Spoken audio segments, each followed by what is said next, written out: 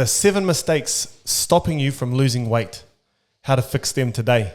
Number 5, the mistake you're making when trying to lose weight. You're ignoring sleep and stress. Why your body won't let go of fat. This is the whole workload versus recovery argument.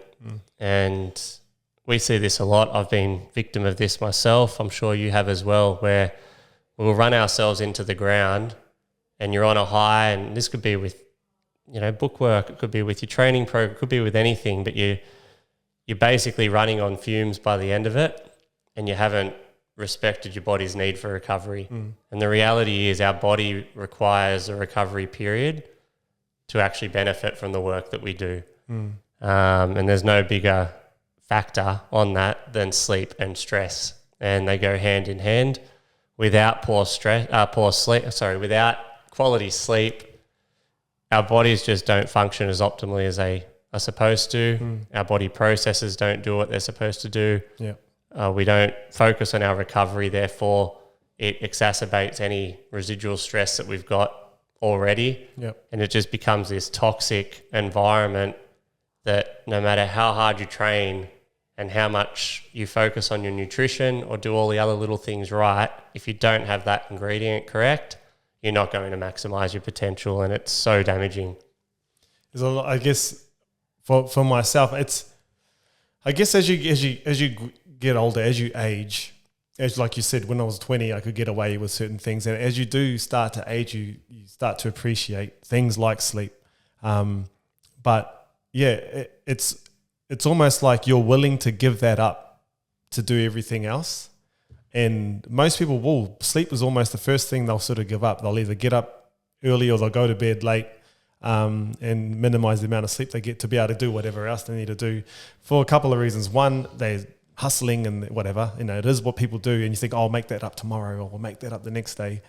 Sometimes people are like, it's just work. They've got to get up early and they're tired and they can't, or their parents, young kids, and broken sleep throughout the night. Like, we get it, we see it, you've experienced it. Like, it's a reality, but it doesn't remove the fact that we need to make the necessary adjustments to the other areas of our approach if those things aren't optimized, because something's got to give, and that has to be one of the main priorities is actually managing your sleep and your stress. So what are some of the things that we could do to help improve that side of our life, stress and sleep?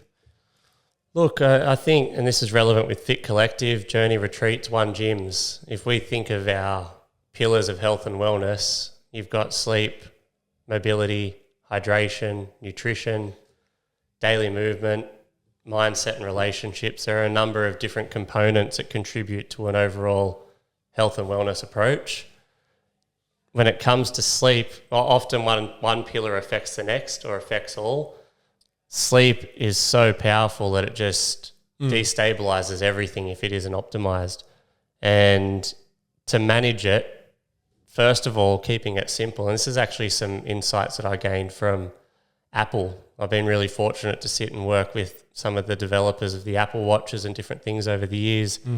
And I asked them some questions at the time as to why they didn't have trackers that could tell you all of the in-depth stats that we now have around REM sleep, deep sleep, all of those metrics. And at the time, this is about 5 years ago, they said it's pointless putting those metrics in people's hands when they can't even maintain consistency with a sleep and awake time. What's the point? And you look at the same argument with people with nutrition. What's the point of going out and spending thousands of dollars on supplements if you're not eating natural foods properly? It's just a shortcut. So Apple had this mentality when they were developing the Apple Watches to focus on creating the structures around getting people into a better routine with consistently going to bed at the same time and waking up at the same time, and prioritizing that 30-minute window before bed to actually prime themselves for a better sleep. And now that society have become more educated because of the tools that we've got at our disposal, now they start to add in those different insights because we're leveling up in our knowledge around what's actually positive. And so within our the tools that we have in the program, just as we're able to check out what it is you're eating and how much you're eating and the exercise, the activity side of things as well, we can, luckily with the wearables that we've got, can also have a bit of a look at the type or the amount of sleep you're having at least. Yeah. That gives us an insight and then helps us to kind of, I'm not losing weight, I'm not training well, and whatever it is, we can start to look at the data that we have through the week collected, and then we can see, well, actually, you're sleeping 4 hours. Yeah, and we make the adjustments. You see, like if someone's workload increases, therefore their stress increases, but their sleep is still under 6 hours, yet they still want to come in 5-6 times a week, maybe double sessions on certain days. And we've got members that have this approach. Yep.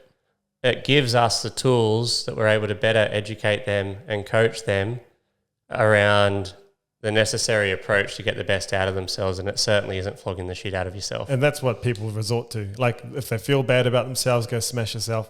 I want results tomorrow, so let's get out there and just run all day. But yeah, it's about being educated and having eyes on it. I guess people who are educated enough to say, look, have a rest. Yeah, have a day off. That'll be a lot more beneficial than another workout. For sure.